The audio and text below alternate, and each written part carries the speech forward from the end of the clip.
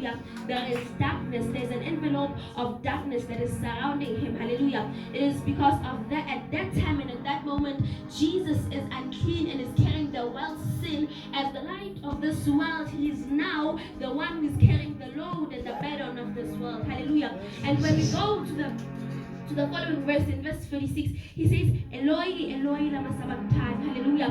He cries out, my God, why have you forsaken me, hallelujah. And as he's crying out, his mother is there, his disciple is there, so they are the ones who are closest to him, but he does not cry out to his mother like a common son, but he cries out somewhere else, and he cries out unto God, as the book of Jeremiah 33 verse 3 says, that call unto me and I will answer, for God answers you when you call unto him. And now Jesus does not call unto his mother. He is in pain.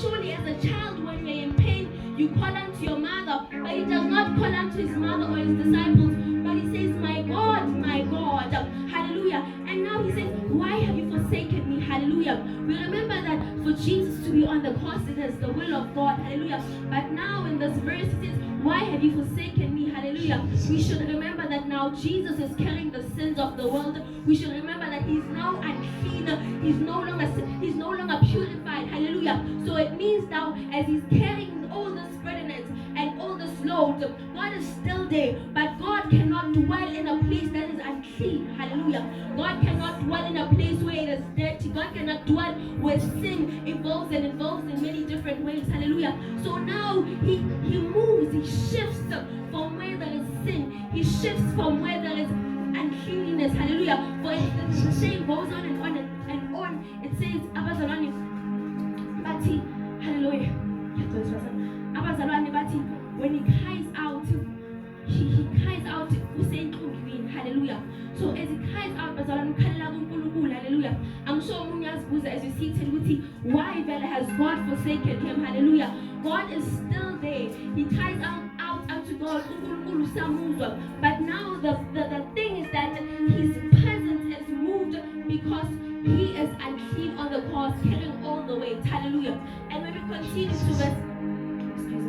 continue to the verse 47, hallelujah, can I just read? It says, some of them that stood there when they had that this man called for Elias, hallelujah. Now there is a change in language when we read in the book of Matthew, verse 46. He says, Eloi, Eloi, lama sabachthani, hallelujah. When you read your Bible, whether it is whether it is English or whatever, you see, Guti, there is a change in language from what you have read before.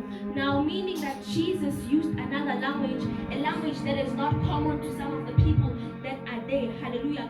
So as he changes his language, people are still confused and they think he's calling for Elias, hallelujah, but they do not understand that he's calling unto the Father. It is because people around there did not have the spirit of discernment, hallelujah. They could not discern who Jesus was calling unto. And when we remember the book of Torah was read by many men in the olden days. So now the book of Torah was memorized by the first line of that very chapter. And we read the book of Psalms 22, it says, my God, why have you forsaken me? But there were men there who have read the book of Torah, but they could not recognize the first line of Psalms 22. It is because at that time they did not have the spirit of discernment. Hallelujah. Yet Jesus cries out, Eloi, Eloi, lama sabachthani. Where are you when he cries out and you do not even memorize that very same line that you memorized the Psalms 22 with, and at this time and moment you cannot even memorize it. Hallelujah. It is because of the spirit of discernment. Hallelujah.